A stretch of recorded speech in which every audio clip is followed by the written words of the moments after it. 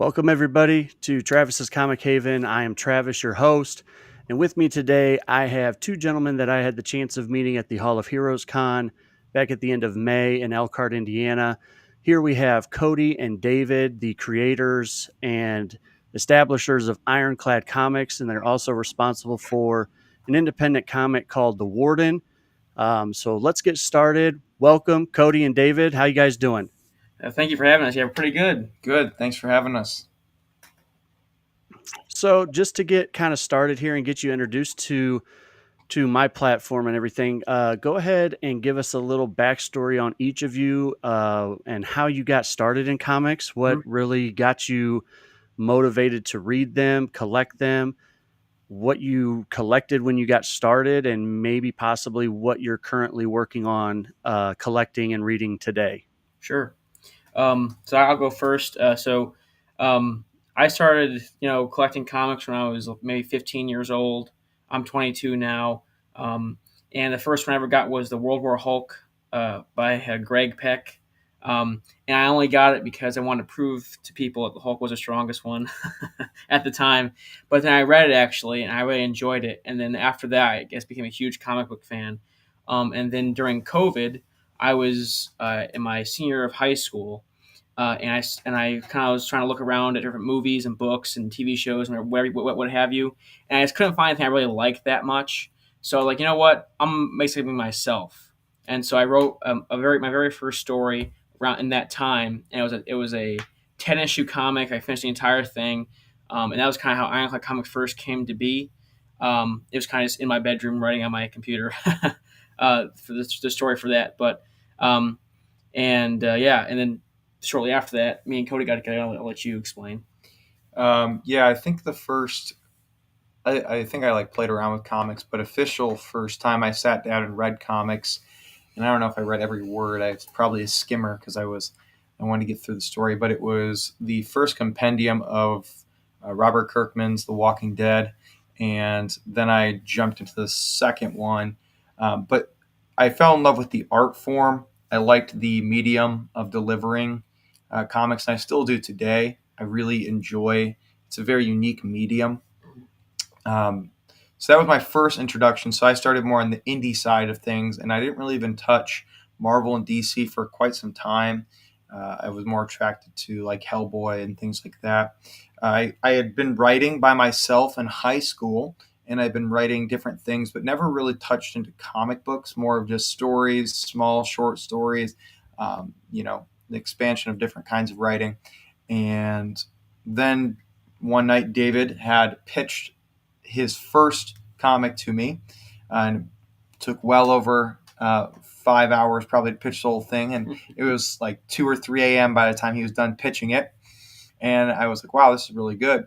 Took a little bit of time, and then eventually I confronted him about my ideas, and David liked them, and we stepped into Ironclad Comics together, and we were basically already on the same path. Just David and I hadn't met it yet. Yeah, yeah, and so that first product that I created was called Project Olympus, and that was launched on Indiegogo like 4 or 5 years ago, and we did raise some money for it.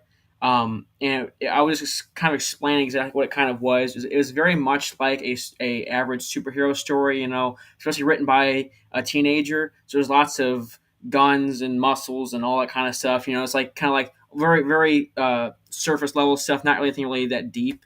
And by the time, I thought it was the greatest thing ever written. So we got an artist to start drawing it as our very first product to release through our company, and he turned a 6 month contract into a year and a half contract. And in that time, we were like, it was actually kind of a blessing because in that time we got to reevaluate our company and actually try to be more substantive and meaningful with our stories and kind of reorient towards something that's kind of more I don't know, bigger or more of what we liked, or kind of adapt as we change as individuals, because we were still teenagers, and so we were kind of still growing up, and so we were able to grow up our stories basically.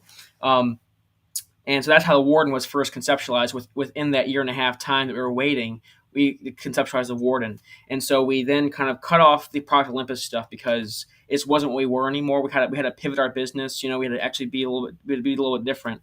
And then so, and I think what was it? It was last year, last April was we launched the Warden Part One, or issues 1 and 2, and now we're here today. So with that said, I have here all 3 issues of here we go. There we go. All 3 issues of the Warden. Love the story. So can you kind of give me a little bit of a background of how this story became to be? What was the inspiration for this? Mm-hmm. So my favorite kind of characters are like the Warden, the kind of heroic champion archetype, like your Superman or your Captain America. And I was inspired by actually a lot of interesting characters. So actually, the movie Unbreakable was a huge inspiration for me. Also, like Hercules and Beowulf and stuff like those classic heroes of mythology. And at the same time, I was super inspired by like Hellboy, kind of the feel of Hellboy, the feel of like the supernatural noir stuff going on. And so I kind of adapted also, like mixing in some pulp stuff from like with the Black Terror or like Doc Savage and stuff like that, of like a long, long time ago, and kind of made this whole thing. But basically made it all work together. So the Warden was inspired by that. So he's basically our company's take on the divine or heroic champion, that classic, the pinnacle of heroism type thing, and for our universe. So, but he's not the only thing in our universe. That's one of the major things too. Is he's just the very first. He's the genesis of our universe. So there's lots of other different series and stories that will be coming. He's just going to kick it all off. And with the Warden, I describe it as being, well, it's basically about a prison guard named Henry Hunt. He's born with extraordinary powers of a mysterious and supernatural origin. He makes himself a costume and starts fighting crime, but with that comes some consequences. So he's being pursued by a journalist, by the cops, and by a government agency trying to take him down. And really, the whole thing was the city of Detroit, in which it's taking place, is a very cynical city. It's very, lots of crime, lots of terrible things happening there. And this guy with these powers is like, I want to bring some hope back, bring some justice and some just truth back to this city, that's been hurt for so long. And the whole problem with the very first story is the whole conflict is that the city doesn't accept him because they don't really believe that that there's such thing as heroes. And I really wanted to create a story like that because we need heroes. At the end of the day, is like we need heroes. We need people who are role models, and that's what we try to offer, kind of a modern mythology for the 21st century, inspired by all the classical mythologies. Because me and Cody will say is that Marvel and DC often was the mythology of the 20th century. And so we're trying to create the next generation mythology of the 21st century, something that's completely new and different. And so we're very excited for that. So with him being born with his powers, Mm-hmm. I remember reading to where, and the number might be wrong, but I remember it took him 7 to 8 years Mm-hmm. to actually acknowledge that he had these abilities. Yeah. Mm-hmm. And then finally said, you know what, screw it. I'm going to start doing what I need to do and listen to these voices that he was hearing. Because you created it and wrote it that way, why did you have it take him 7 to 8 years? Mm-hmm. And is there any kind of a backstory to possibly what he went through in those 7 to 8 years in dealing with dealing with having abilities and not knowing what to do with them? Yep. So actually, you'll see a lot of that in the later issues of this first arc. So you have issues 1 through 6 are the first arc, and so actually issue 4 is where you get a lot of that, the newest one. But the reason why I had him take so long was because oftentimes we live in like a world that kind of like is so cynical and kind of purposelessness often comes across people, like kind of like try to fit in and try to be a part of like be like everybody else. And so the Warden, or Henry, was just like, I'm weird and I'm trying to fit in, and I shouldn't do anything outside the ordinary because I won't be accepted. And so it kind of was overcome with this lack of purpose and this struggle. That's really why a very human thing to do, because oftentimes people in real life will reject what they were meant to do or reject what they thought they should do because the world tells them differently, or they're raised to think that what they want to do is wrong, or that other people around them are just degrading them or something like that. So I really wanted to establish that, like, you know, he has been kind of letting his purposelessness and his cynicism get the hold of him these past 2 years, and now he's finally saying no. And one of the cool things about him with having superpowers is that um, when you have superpowers like him, being bulletproof, being super strong, you don't people don't have to die. And that was one of the main themes, is that he can save the victims of the crime, he can save the cops from having to intervene, and he can also save the criminal too. No one has to die. He's strong enough where people don't have to die. He's not strong enough to crack people's skulls and do like horrible acts of violence or ripping people in half or something. He's actually strong enough to save everybody, and that was kind of one of the main things too with him as well. One of the things I liked about the actual character itself, is that he's a confinement officer. Mm-hmm. And when I read that and saw that, I was like, oh, this is kind of cool, because one of my previous jobs for 7 years was a youth confinement officer at a juvenile Mm-hmm. jail facility in Fort Wayne. So I Cool. was like, oh man, that's kind of cool. That's a different take on picking somebody in a career field to be this kind of character. So Yeah. was there a reason why you picked a confinement officer rather than a construction worker Yeah. or a fast food worker or just some everyday Joe Blow? I think guards and officers like that are kind of unsung heroes. They often don't get the respect they deserve, and you don't really hear much about them. And they actually have one of the worst jobs on the planet. And when they're like super maxes and stuff like that, like they kind of like they're the only thing keeping us away from the worst people in the world, basically. You know what I'm saying? And so, like, I was trying to think of a job that's very blue collar and also has a lot of heroism in it. And I wanted to do that because I didn't want to make him, this alien from beyond the stars you can't relate with. I didn't want to make him this rich guy either. I want to make him a blue collar guy with these powers and kind of this it's more of a street level heroism and on every level. Nice, nice. And I like how you incorporated the relationship with the journalist and the detective, Mm. and having them have a romantic relationship. What was the backstory with that, or the creative idea with that? hmm so with that, is it in every single like story like this, or or a cop shows, whatever you want to call it, the reporters and the cops are always at each other's throats all the time.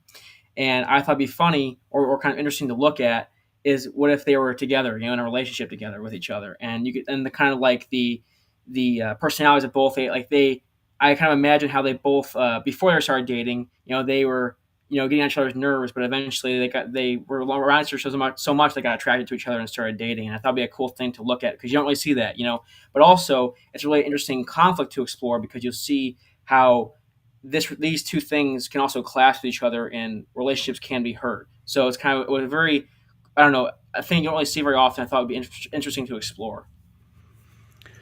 So you mentioned before that this is the kickstart to a bigger universe for Ironclad Comics. Is there anything that you can tease to what's coming after the Warden, or what's in the works after the Warden? Yeah, so a little bit of a view under the hood of Ironclad Comics is David and I are the writers and publishers, but with that, each of us take leads on different projects. So as David just already alluded to, the Warden the full trade for the first arc will be 6 issues. After that, on our website, we also have a link that says timeline. You can scroll down and look at all the other projects. The next one listed is called Devil's Tongue. I took the lead on that, and that's 7 issues. Now, David and I kind of say like 80-20. So David took about 80% of the load on the Warden since it's his conception, etc. And as about 20% of it's credited to me. And the same would be for Devil's Tongue, where I'll take 80% of it and then 20% is credited to David. So we want to stay, and to give you a little bit of a content part of that, the stories that we're telling are cohesive and a full contained story every time. So if you pick up Devil's Tongue, you're not going to have to read all of the Warden to understand it. But it takes place in the same universe. So there will be tie-ins, and on our website, we'll also detail what you would need to read before any of those happen. But for the most part, you're fine seeing a character you like and buying the full story and getting that.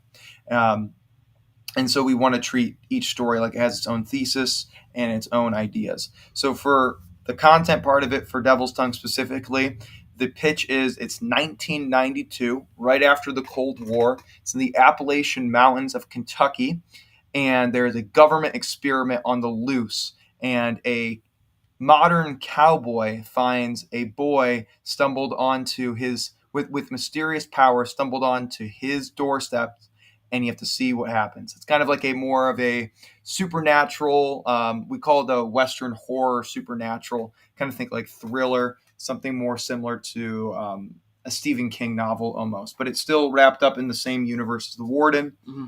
And has a lot of the same elements, and everything we use to explain the Warden also explain all of our other characters within the Ironclad universe. Yeah, like our thing is that we don't just focus on one genre. It's one universe and one timeline, but there's everything from vigilante stories like The Warden to horror westerns and much, much more.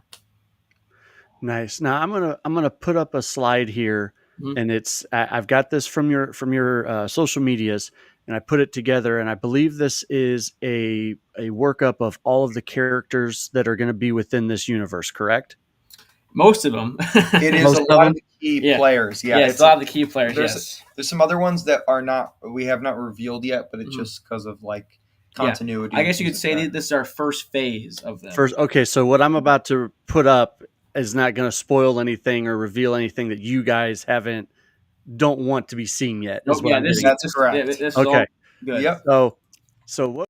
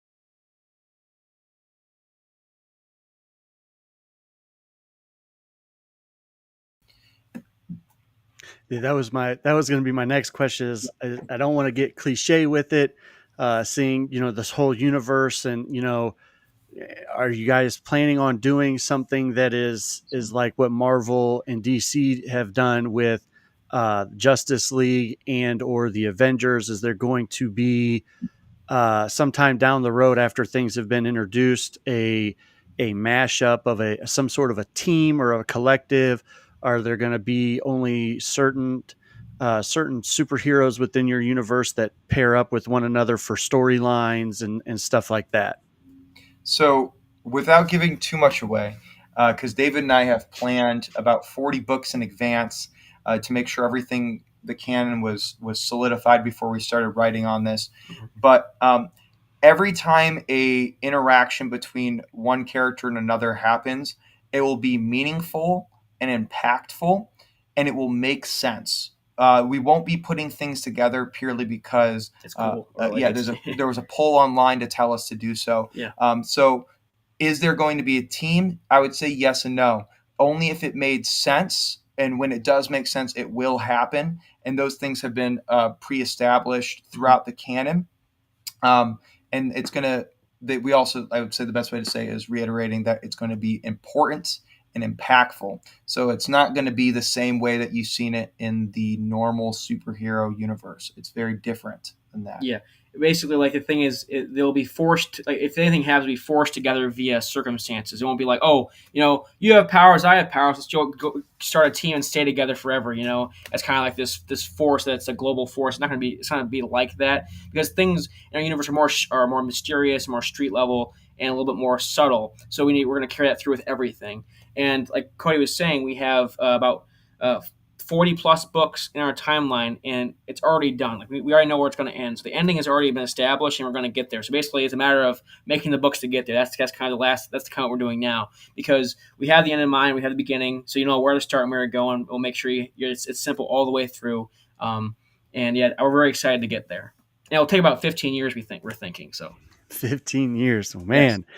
Well, I give you kudos because I know there are some independent creators that will just go on a book by book basis, and to sit here and listen to you guys talk about, well, we've already got the 40 books already done. We've got our whole arc. We've got our whole universe, our characters, everything. We've got everything mapped out.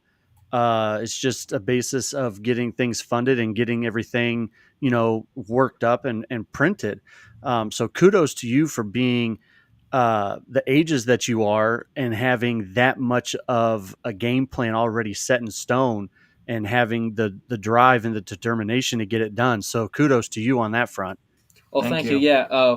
One of the things of being comic book fans is that comic books have been around for a long time. And when there's 80 plus years of content, it's hard to know where to go.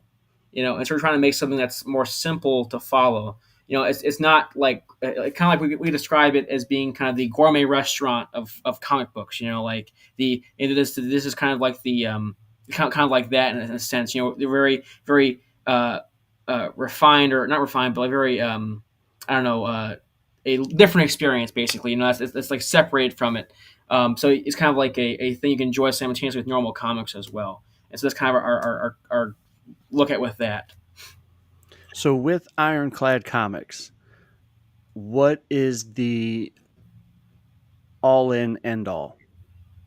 What is the absolute? What is the goal with Ironclad Comics? Where do you want to see it go? The vision portion of it? Yes. Okay, yeah. David and I want Ironclad Comics to be the new myth. It's a phrase we've coined for ourselves and are going to go into more depth. We've already begun explaining it and writing an essay on what Ironclad wants for the new myth.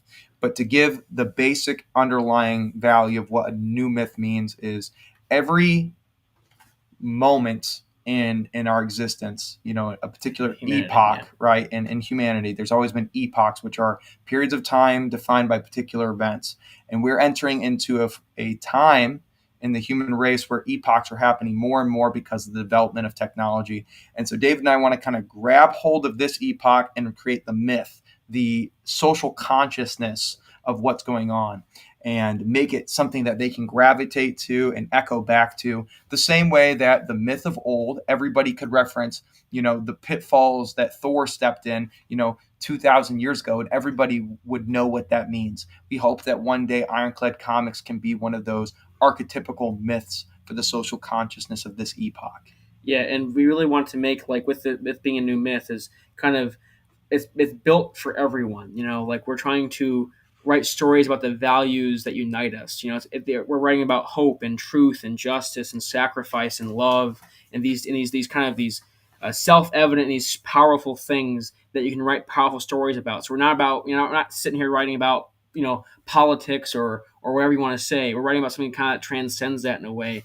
And we're really trying to establish new role models too, as well, through our heroes. So, like, we're trying to target the kind of the teen to young adult ages, because oftentimes they're left without role models. You have the role models for little kids, but when it comes to the teenage years, you're kind of like, I don't know what to do exactly. Like, sometimes, especially these days, when a lot of people don't have purposes. A lot of kids that are younger than us or are the same age. Aren't sure what to do with their lives, or kind of struggle and feel alone. And we're trying to be able to create characters that they can relate with and show them a path, show them a light to step forward. And so that's kind of one of the things with this new myth is it's also creating these role models that can really speak to our generation. That's awesome. With that said, if, and I don't really want to use if, I want to use the word when, and I'm just going to throw out one of the companies that's really big on using and promoting independent artists, Image Comics. When Image Comics gets a hold of the Warden and sees what you're doing and the universe that you're building and wants you, what do you do? I think David and I would have to have a serious discussion about that. We wouldn't make any quick decisions. It's not like we haven't talked about it, but the reality is, before we even decide, I think it doesn't even matter to us what company specifically. I think the matter is the canon that we created going to be fulfilled? Is the vision that we just described to you able to be fulfilled without anybody stepping on our toes? So it breaks down to not, what's coming out. It is, can we fulfill the task we set out to do? And if that's not accessible through that particular channel, then it's an obvious no for us.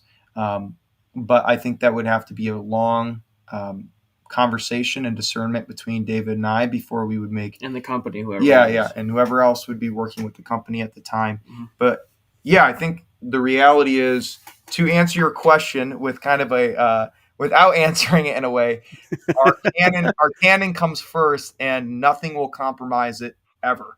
And that's the blanket statement that I think anyone would have to consider before talking to us. And once we fulfill all these 40 plus books, we're also going to move into different mediums as well. So you want to be able to develop, go into other things too. So we won't just stop there. If there's also games you're thinking about doing, or toys, or even TV shows or movies or cartoons, whatever you want to say. We want to kind of make, because the thing at the end of the day, we want to be in a IP company. We want to be able to create these characters that you can put everywhere, and that can kind of be a cultural phenomenon and a household name. That's kind of the one thing we want to have with them, because it's just like we basically put everything we've ever liked, everything that's ever inspired us, and in all of our hearts and souls into these characters, and we think they can say something to other people, and that's what we really want. Now, if this isn't a win, this is an if question.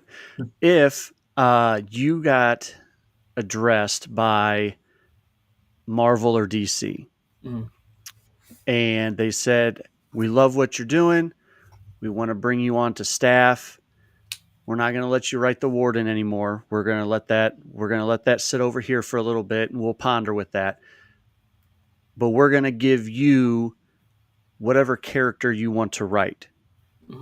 Which character on DC and Marvel's platform are you taking? Oh, those are easy for me. Go ahead. David, you got any? Well, I'll do one for each. I would want to do the Hulk for Marvel or Superman for DC.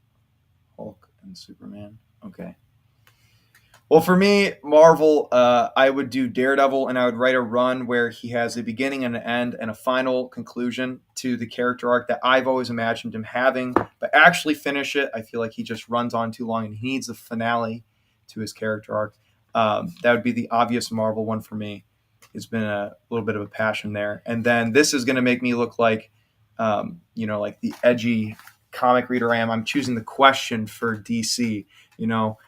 Because I absolutely love the concept and he's one of my biggest inspirations. I would just write him differently, and you'd probably see a different version of Vic Sage than different ones. The one you're seeing currently. And I'd say for the Hulk, I would want to do more of a almost like a pseudo like horror with him. Like I think that's a thing, like kind of like Guillermo del Toro's version of Hulk, I guess you could say, if I was to do the Hulk.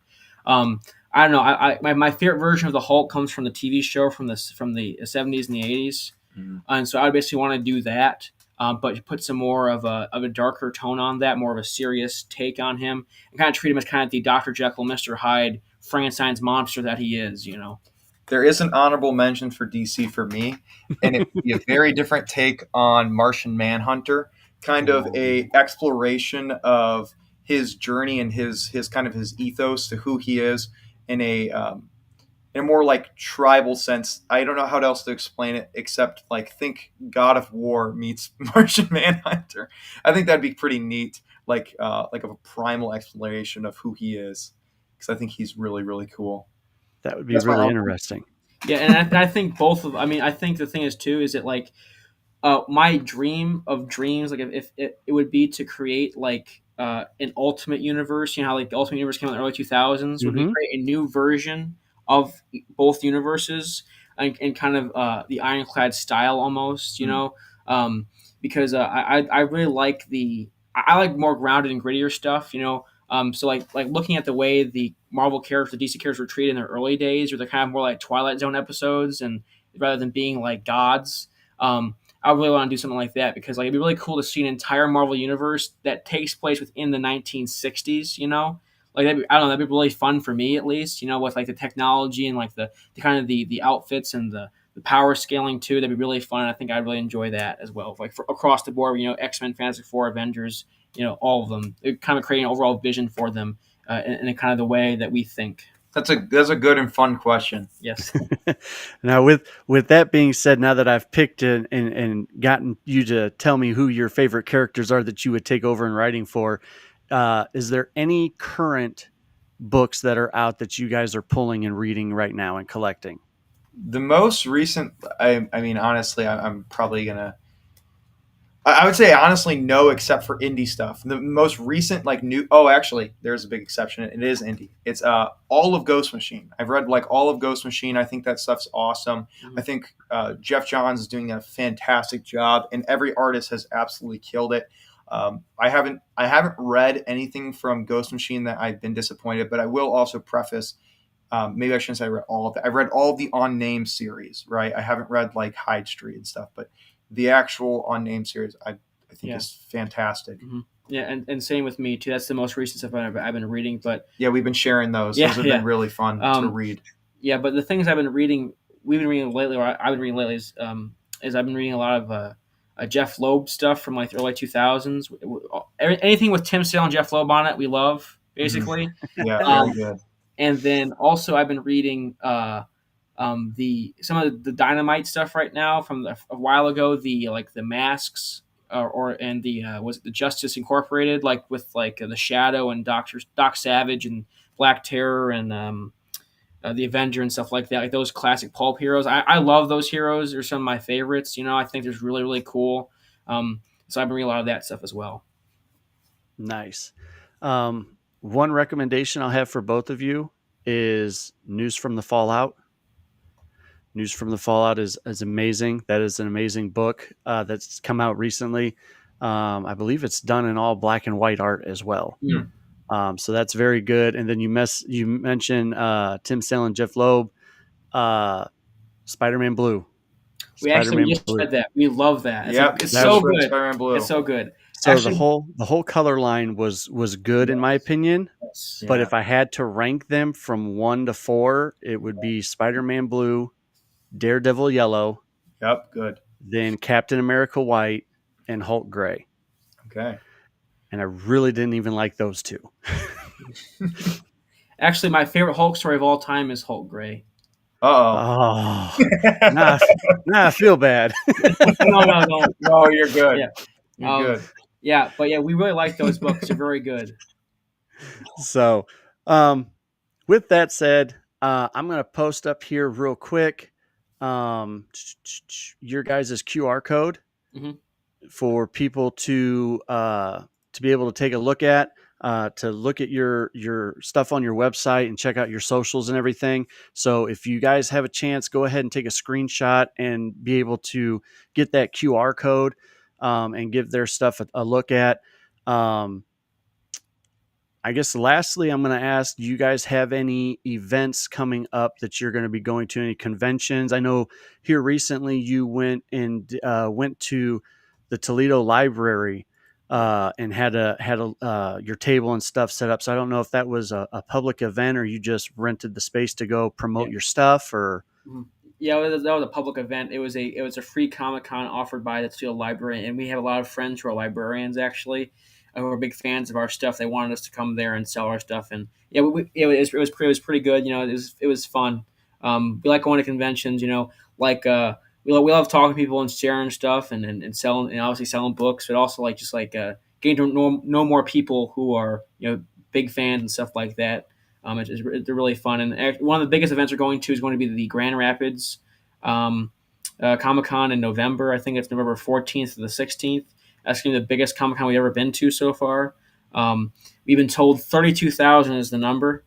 So we're hoping so, because whenever we go to a Comic Con, we usually sell about 1 in 20 people who walk in usually buy from us. We kind of got it down to there by asking people around, and so 1 in 20 people of 32,000 buy. We're gonna make a lot of money that day.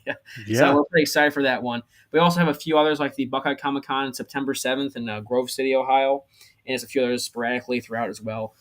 Our goal is to kind of go to 12 to 24 conventions a year. This has been our first time doing this because we just started publishing last April. So since last April, we've gone to about 15 conventions, and so we're gonna try to go to a lot more indie-based conventions as well. We're looking into.